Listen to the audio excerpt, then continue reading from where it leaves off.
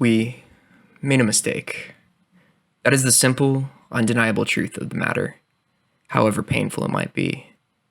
The flaw was not in our observatories, for those machines were as perfect as we could make, and they showed us only the unfiltered light of truth. The flaw was not in the predictor, for it is a device of pure and valuable logic, turning raw data into meaningful information without the taint of emotion or bias. No, the flaw was within us, the orchestrators of this disaster. The sentients who thought themselves beyond such failings. We are responsible. It began a short while ago, as these things are measured, less than 6 to the 6th dealy ago, though I suspect our systems of measure will mean very little by the time anyone receives this transmission. We detected faint radio signals from a blossoming intelligence to the 14th dealys outward from the galactic core as photons travel. At first, crude and unstructured, these leaking broadcasts quickly grew in complexity and strength, as did the messages they carried. Through our observatories, we watched a world of strife and violence, populated by a barbaric race of short-lived, fast-breeding vermin. They were brutal and uncultured things which stabbed and shot and burned each other with no regard for life or purpose. Even their concepts of art spoke of conflict and pang. They divided themselves according to some bizarre cultural patterns and set their every industry to cause of death. They terrified us, but we were older and wiser and so very far away, so we did not fret. And then we watched them split the atom and breach the heavens within the breath of one of their single short generations. And we began to worry. When they began actively transmitting messages and greetings into space, we felt fear and horror. Their transmissions promised peace and camaraderie to anyone who were listening, but we had watched them for too long to buy into such transparent deceptions. They knew we were out here, and they were coming for us. The orchestrators consulted the predictor, and the output was dire.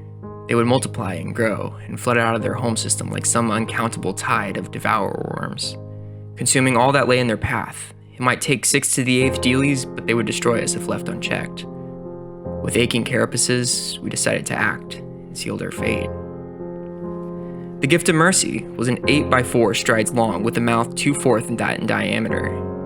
Filled with many 4 to the 4th weights of machinery, fuel, and ballast, it would push itself up to 2/8 of light speed with its onboard fuel, and then begin to consume interstellar primary element 2 to the 2nd to feed its unlimited acceleration. It would be traveling at nearly light speed when it hit. They would never see it coming. Its launch was a day of mourning, celebration, and reflection. The horror of the act we had committed weighed heavily upon us all.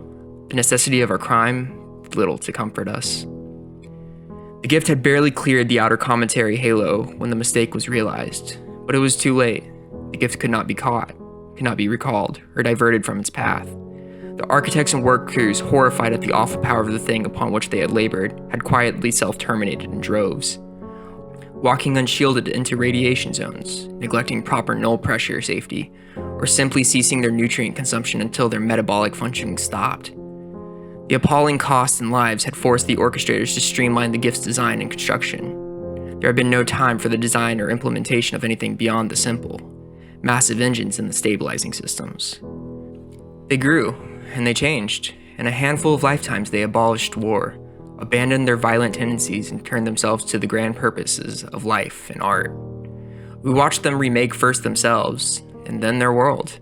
Their frail, soft bodies gave way to gleaming metal and plastics. They unified their people through an omnipresent communications grid and produced art of such power and emotion, the likes of which the galaxy has never seen before.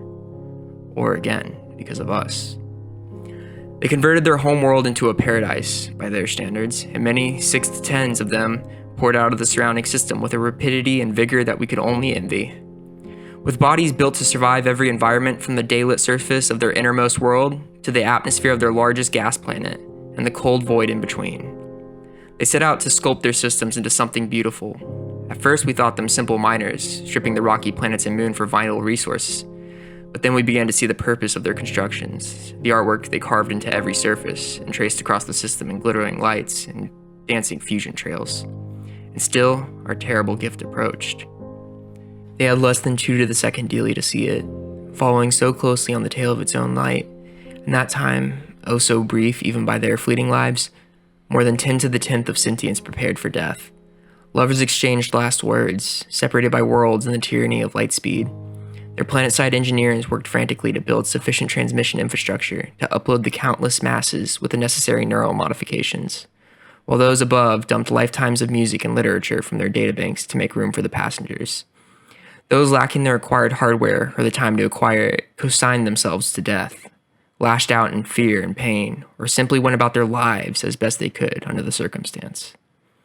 The gift arrived suddenly, the light of its impact visible in our skies, shining bright and cruel, even to the unaugmented ocular receptor. We watched and we wept for our victims, dead so many dealies before the light of their doom had even reached us. Many 6 to the 4s of those who had been directly or even tangentially involved in the creation of the gift sealed their spirituals with paste as a final penance for the small roles they had played in this atrocity. The light dimmed, the dust cleared, and our observatories refocused upon the place where their shining blue world had once hung in the void, and found only dust and the pale gleam of an orphaned moon, wrapped in a thin, burning wisp of atmosphere that had once belonged to its parent. Radiation and relativistic shrapnel had wiped out much of the inner system, and continent-sized chunks of molten rock carried screaming ghosts outward at interstellar escape velocities, damned to wander the great void in eternity. The damage was apocalyptic, but not complete. From the shadows of the outer world, tiny points of light emerged, thousands of fusion trails of single ships and world ships and everything in between. Many 10 to the 6s of survivors in flesh and steel and memory banks, ready to rebuild. For a few moments, we felt relief, even joy, and we were filled with the hope that their culture and art would survive this terrible blow that we had dealt them. Then came the message, tightly focused at our star, transmitted simultaneously by hundreds of their ships. We know you're out there, and we're coming for you.